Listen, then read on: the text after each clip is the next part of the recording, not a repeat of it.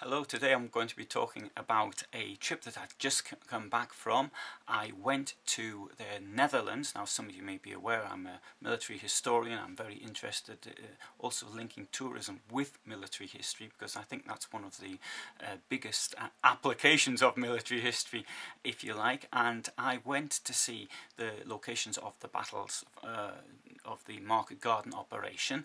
So that's often called Bridge Too Far, or Battle of Arnhem sometimes, although the Battle of Arnhem was only a small part of the whole operation. Now, I went to three locations above all, because I travelled around a bit. There's three which I'm going to talk about here, and that is coming from the from the south in a northward direction. The first place would be Son. Now, Son is to the north of Eindhoven. It's near the location of the first parachute drops, which took place on the 17th of September 1944. It's also the location, if you've seen the film A Bridge Too Far, it's the bridge which gets blown up when the American troops are running towards it. Fantastic use of the camera by the director. It didn't quite happen the way portrayed in the film, although it was just blown up as the American troops approached it. I actually slept in a hotel which had been a school, and that was the school that General Maxwell Taylor used as his headquarters. And also, not so far from there, I went to another couple of places, just a huge military museum, which is one of the best collections of military vehicles I've seen, as well as the former Nazi concentration camp at Vogt. Anyway, going north, I stayed at, near Nijmegen, Groesbeek.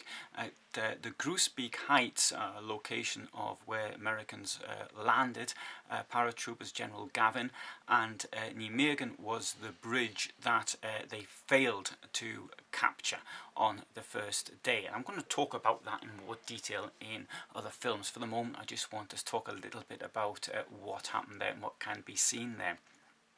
What was particularly good was I was there for the 74th anniversary of Market Garden, and there were, in this location, a number of veterans, and I actually got the chance to speak to a few of them. There's a couple I actually recognised from having seen them on documentaries on the television. Unfortunately, we didn't get a huge amount of time to talk to them, so I haven't got any video interviews with anybody, which was a pity.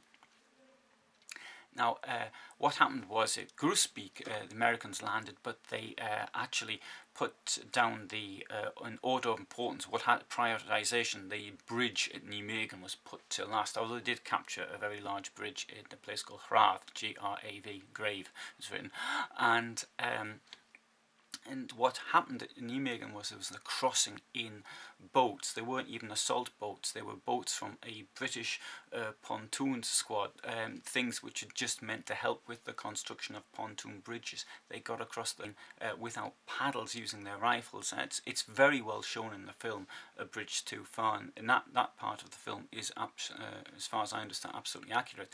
And today this is still commemorated by people walking across the bridge at dusk, and as they walk across the bridge, lights come on. I thought it was a very moving ceremony. On the day I was there, obviously it was anniversary, so there were stacks of people there, but I'm told there's even days when only one or two people turn up, but they still do it, and ever since they started this, it has continued. Going on from Nijmegen, I was at Arnhem, and Arnhem, the location of the bridge, and on the anniversary they had a big there was a commemorative event, and unfortunately it rained, which was rather bad, but hardly anybody moved. They stood in that rain, and after a really warm summer, then suddenly got this cold day with rain. That was really quite strange. It's not strange, it's quite moving really how the people just stood there. Also had the chance to go to Oosterbeek, where the British perimeter was actually held, and where the paratroopers actually held out for a number of days against the two SS Panzer divisions which were attacking them. And again, very well shown in the film A Bridge Too Far. And anyway, so that is what I was doing in September, and I shall I hope, I don't know certainly, but I plan on being there for the 75th anniversary as well, because I really enjoyed the 74th one, and the people I was able to meet, it was really good. What I'm going to do is I'm going to put together some of the material I shot there and give you some ideas if you were thinking of doing something like this yourself, or maybe attending such things in the future. You can do so. Obviously my channel is for people who travel by motorhome, such as motorhome I'm in at the moment, but you can do this by car. There are plenty of hotels. Actually, I've got films of hotels that I stayed in, and that's something which may interest you. So hopefully I'll be able to do some things on it. I've written lots of notes, but the problem is finding the time to put these things together. Anyway, so I'm going to try and do this in the next few weeks.